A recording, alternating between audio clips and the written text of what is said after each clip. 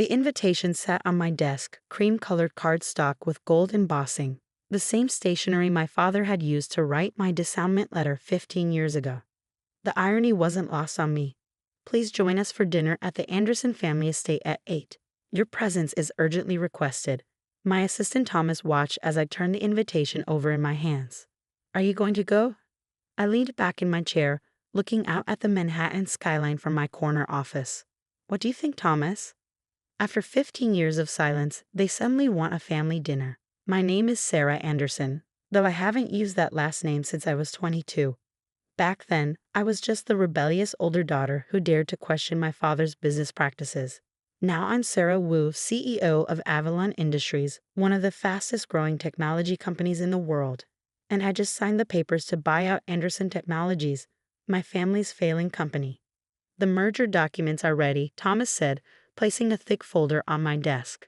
Everything's set for next week's board meeting. I nodded, still staring at the invitation. Have you seen the latest numbers from Anderson Tech? Thomas pulled up a tablet, scrolling through reports. Stock's down 60% from last year. Your sister's latest product launch was a disaster. Rumors that they won't make payroll next month. Rachel, my perfect younger sister, who'd always done everything right in our father's eyes. The one he'd chosen to run the company, claiming she had the right temperament for leadership. The same sister who hadn't spoken a word in my defense when he'd thrown me out. Book me a flight to Boston, I said finally. Let's see what they want. The Anderson estate hadn't changed in 15 years. Same manicured lawns, same imposing stone facade, same sense of old money and older expectations. As my car pulled up the circular driveway, I saw other vehicles already parked, Rachel's Range Rover, my father's Bentley. Thomas had insisted on having a car wait for me, just in case, he'd said. Smart man. The butler, not the same one from my childhood, opened the door before I could knock. Miss Anderson, he greeted me formally. Miss Wu, I corrected him. His eyes widened slightly, but he nodded. Of course, my apologies, Miss Wu. The family is waiting in the study. The study where all important Anderson family decisions were made, where my father had told me I was no longer welcome in his house or his company. I straightened my Prada jacket and followed the butler down the familiar hallway. Family photos lined the walls. Rachel's graduation, her wedding, her taking over as CEO. My face was conspicuously absent, all traces of my existence carefully removed. The study door was open. Inside, my father sat behind his massive desk, looking older than I remembered, but still radiating authority. Rachel perched on the leather sofa, her designer outfit not quite hiding her nervous fidgeting. And in a corner, my mother sat silently, just as she had the day I left. Sarah, my father said, standing.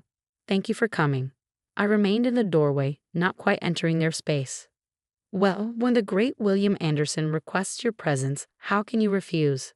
Rachel flinched at my tone. Father's jaw tightened, but he pressed on. Please sit.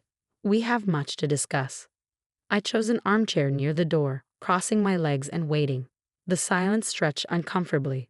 Finally, my father spoke. We're aware of your success in recent years. I raised an eyebrow. My success? You mean building a billion-dollar company from scratch while you were grooming Rachel to run Anderson Tech into the ground? Sarah, please, my mother spoke for the first time. We're trying to have a civil conversation. Civil? I laughed. Like the civil way you all sat there while father threw me out, or the civil way you've pretended I don't exist for 15 years. Rachel stood up suddenly. We made mistakes, okay? Is that what you want to hear? We were wrong. I studied my sister, really looked at her for the first time. The perfect blonde hair was styled as immaculately as ever, but there were shadows under her eyes, tension in her shoulders. Running a failing company didn't look good on her. Why am I here? I asked, turning back to my father. He sighed heavily, looking every bit his 65 years. Anderson Technologies is in trouble. We need your help. And there it was, not an apology, not an acknowledgement of the pain they'd caused, just another business transaction. Your help? I kept my voice neutral. What kind of help? We've seen what you've done with Avalon Industries, he said. The innovation, the growth. We need that kind of thinking at Anderson Tech. I thought about the merger documents waiting in my briefcase, about the months of careful planning that had led to this moment. And what exactly are you offering? A partnership, Rachel jumped in. Co-CEO position equals say in the company's direction. I almost laughed. They had no idea how close they were to having no say at all. Let me get this straight, I said, standing. For 15 years, I was the family disappointment, the one who didn't understand business, the one who wasn't worthy of the Anderson name. But now that you're failing, suddenly I'm good enough. That's not fair, Rachel protested. Things are different now. Different? I turned to her. Different how? Because you failed at the job you were handed on a silver platter.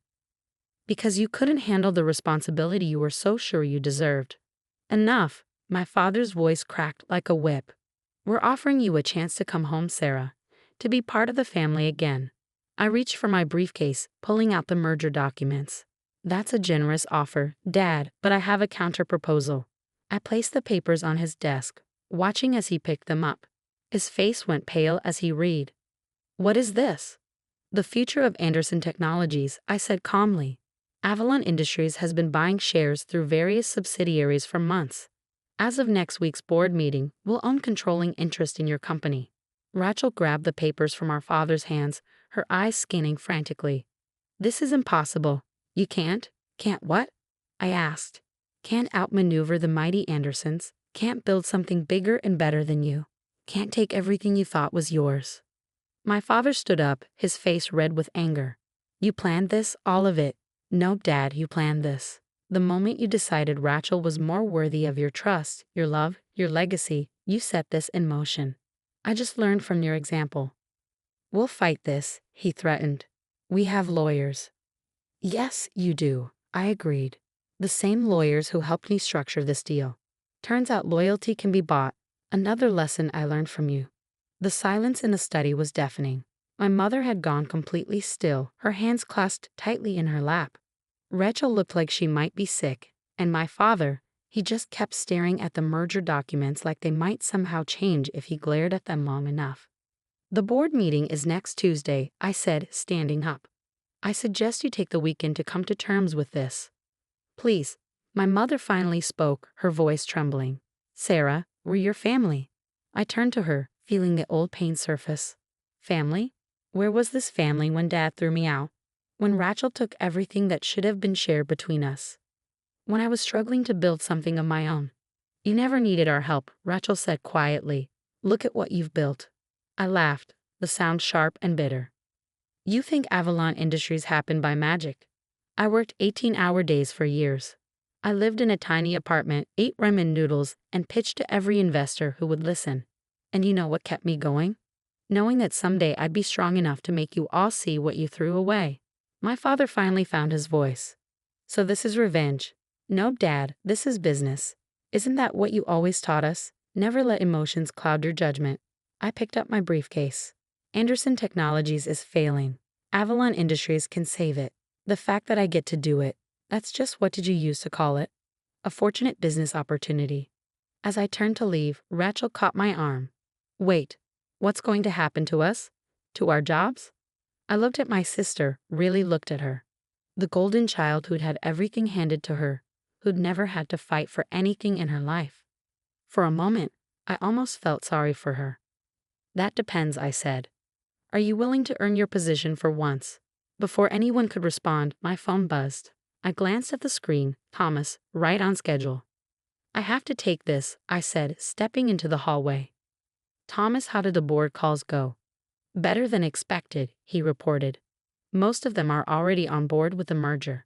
They've seen the numbers. They know Anderson Tech can't survive without outside intervention. Good. And the press release? Ready to go after Tuesday's meeting. The business papers are already speculating about a possible buyout. Your father's mismanagement and Rachel's failed product launches have made it an easy sale. I ended the call and turned to find my mother standing in the doorway. You thought of everything, haven't you? She asked softly. I had to, I replied. You all taught me that nothing less than perfection was acceptable. She flinched. We were wrong, Sarah. About so many things. Yes, you were. Is there any way to fix this? I studied her face, the same face that had watched silently as my father destroyed my life 15 years ago. Fix what, Mom? The company, the family. Some things can't be fixed, I said. They can only be rebuilt. And rebuilding requires change. Back in the study, my father had moved to the window, staring out at the gardens where he'd once taught Rachel and me about the importance of the Anderson legacy. "What are your terms?" he asked without turning around. "For the company? They're in the merger documents. For the family?" I paused. "That's more complicated." Rachel looked up from where she'd been reading the merger papers. "You're not firing everyone, are you? There are people who depend on those jobs." "Unlike you, I actually care about the employees," I said. "Anyone who's qualified and willing to adapt will have a place in the new organization. But there will be changes. Big ones." "And us?" she asked quietly. "That depends on you. Are you willing to start at the bottom? Learn the business properly? Prove you deserve your position?" She nodded slowly. I think I need to." "Good, because that's your only option if you want to stay with the company." "And me?" My father turned from the window. "You'll be offered a position on the board. Non-executive, no direct management role. Your years of experience could be valuable, but you won't be running things anymore." He opened his mouth to argue, then closed it again. For the first time in my life, I saw William Anderson accept defeat. "The board meeting is at 10 a.m. on Tuesday," I said, gathering my things. "I suggest you all be prepared." As I reached the door, my mother called out, Will you stay for dinner?" I turned back, looking at my family, really looking at them. My father, proud but defeated. Rachel, scared but finally understanding. My mother, hopeful but uncertain. "No," I said softly, "not tonight. We have too much history for casual family dinners. But maybe someday." The next few days passed in a blur of meetings and preparations. Thomas kept me updated on the board members' responses, most enthusiastically supporting the merger, seeing it as their best chance to salvage their investments. On Monday evening, as I sat in my hotel room reviewing the final presentations, my phone buzzed with a text from Rachel. "Can we meet? Just us?" I considered ignoring it, but something made me respond. "Lobby bar. 30 minutes." She was already there when I arrived, nursing what looked like a very expensive glass of wine. "Thank you for coming," she said as I sat down. "What do you want, Rachel?" She took a deep breath. "I wanted to say I'm sorry, not just for now, but for then. For not standing up for you when Dad threw you out. For taking everything without questioning it. For being exactly who they wanted me to be instead of who I should have been." I signaled the bartender for a drink. "And you're just realizing this now?" "No," she admitted. "I've known for years that I was in over my head, that I wasn't cut out for this. But I was too proud, too scared to admit it." "So what changed?" "You did. Seeing what you've built, how strong you've become, it made me realize what real leadership looks like." I studied my sister, looking for any sign of manipulation, but all I saw was exhaustion and genuine regret. "You know things can't go back to how they were," I said finally. "I know. I don't want them to. I want to learn, really learn from the ground up." "Will you teach me?" The next morning, I stood before the Anderson Technologies Board of Directors, my father and sister seated among them. As I presented Avalon Industries' vision for the merged companies, I couldn't help but appreciate the symmetry of the moment minus 15 years ago in this same room. My father had told me I wasn't worthy of the family business. Now I was showing him exactly what he'd thrown away. The vote was unanimous. By noon, Anderson Technologies was officially part of Avalon Industries. As the board members filed out, my father approached me. "You've won," he said simply. "This isn't about winning, Dad. It's about fixing what's broken in the company and maybe eventually in the family." He nodded slowly. "I underestimated you. I was wrong." "Yes, you were. The question is, what are you going to do about it now?" He straightened his shoulders, and for a moment, I saw the man who had once taught me about business before pride and prejudice had poisoned everything. "I'm going to watch my daughter run the company I should have trusted her with 15 years ago," he said. "If she'll let me." It wasn't an apology, not really, but it was a start. 6 months later, I sat in what had once been my father's office, now my secondary workspace when I was in Boston. Rachel was presenting her analysis of a potential new product line, work she'd done from the ground up, starting as a junior analyst. "The market research suggests a strong demand," she concluded, "but we need to address these production challenges." I watched my sister confidently handle questions from the team. showing a grasp of details she'd never bothered with before. She was learning, growing, becoming the businesswoman she could have been years ago if she hadn't been handed everything too easily. After the meeting, she lingered behind. That went well, right? It did, I agreed. You've come a long way in 6 months. Thanks to you, she said quietly, for giving me a chance I probably didn't deserve. Everyone deserves a chance to prove themselves, Rachel. Even spoiled little sisters who take 15 years to grow up. She laughed, a real laugh, not the artificial one she perfected for society parties. Mom asked me to remind you about Sunday dinner. I've been to exactly 2 family dinners in the past 6 months. They were still awkward, still heavy with unspoken words and lingering hurt. But they were also something else. A beginning. Maybe, I said. I have a lot of work to do. You always have a lot of work to do, Rachel pointed out. But maybe that's not all there is to life. Maybe sometimes family dinner is just family dinner. I looked at my sister, really looked at her. The entitled princess was gone, replaced by someone more real, more substantial. Maybe, I agreed. Later that evening, as I worked late in the office, I found myself looking at an old photo I kept in my desk. Me and Rachel as children, before expectations and favoritism had torn us apart. We were smiling, arms around each other, unaware of the years of pain and separation ahead. My phone buzzed. A text from Thomas. Board reports show key 3 profits up 40% since merger. Anderson Tech Division exceeding all projections. I smiled, thinking about how far we'd all come. My father was learning to be a board member instead of a dictator. Rachel was earning her place instead of expecting it. Even my mother was finding her voice, slowly but surely. And me? I was learning that sometimes the best revenge isn't revenge at all. Sometimes it's showing people exactly what they missed out on, and then maybe giving them a chance to make it right. I picked up my phone and texted Rachel. Tell Mom